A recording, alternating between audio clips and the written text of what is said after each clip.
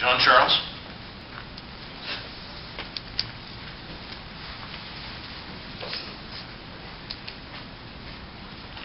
Good morning. Hey, John. Good morning, Mr. President, members of the board. I'd like to address you for two issues this morning related to the union contracts. First is, well, I have an interest in knowing what's going on in the negotiations.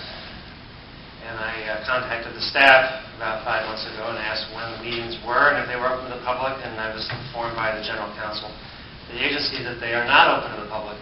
I was even surprised to find out from a friend of mine yesterday who's recently retired TriMet driver that as a union member, he wanted to go to the contract meetings and was told he can't go. Now, I don't understand why that is. I've gone to school board meetings negotiating with teachers' unions. And admittedly, the two sides caucus in private. I understand that. That's fine. But the actual mating ritual in public there's some benefit to seeing the sides bargain over things. And I believe, given the $200 million plus a year that you have in payroll tax money, that this is a public matter. And I'd like to know why these are private and closed off, and why we can't have them open to the public. Second point is, I'd like to know if you have a strategy for addressing the issues addressed by your budget committee when they reported you about last April. They said that your cost of fringe benefits, specifically, your cost structure is unsustainable over long term, and I agree. Beginning in 2008, the fringe benefits of TriMet exceeded the cost of payroll for the first time in its history, and continue to. I believe it's probably in excess of 122% of payroll, according to your audited financial statements. There may not be a magic number for what the cost of fringe benefits should be. Most employers I know would say, you get about 100% of payroll, that's not going to work over time. I would like to hear from you as the policy board, if you have a goal here in these negotiations. Is it 90%, 80%, 70%, 99%?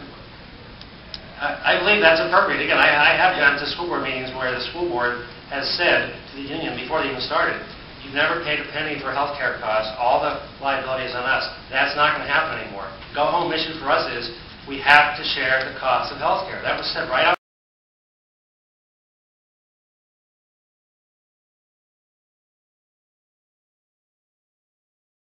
front. I don't think there's a problem with you doing that.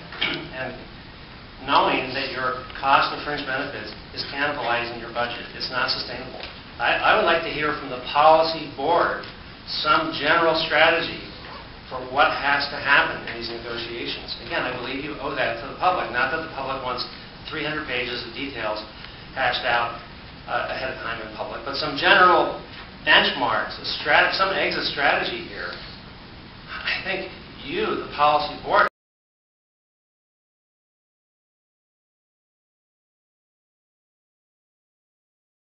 have to give some direction to the staff here and to the public that you're the stewards of our money.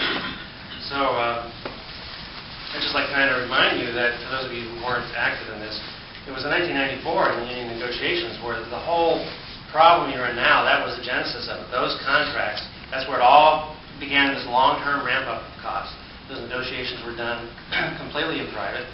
So private, in fact, that the TriMet board was quite, at least the chairman of the board, was quite upset to discover what the deal was after the fact, and led to a very public discussion in which the chairman, under some pressure from the governor, resigned. Well, the policy board is in charge. You are in charge. I'd like to see you have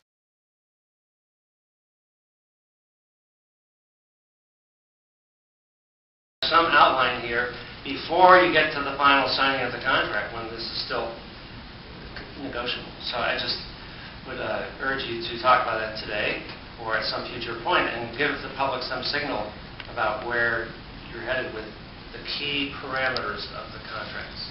Thank you. Okay, thank you, Mr.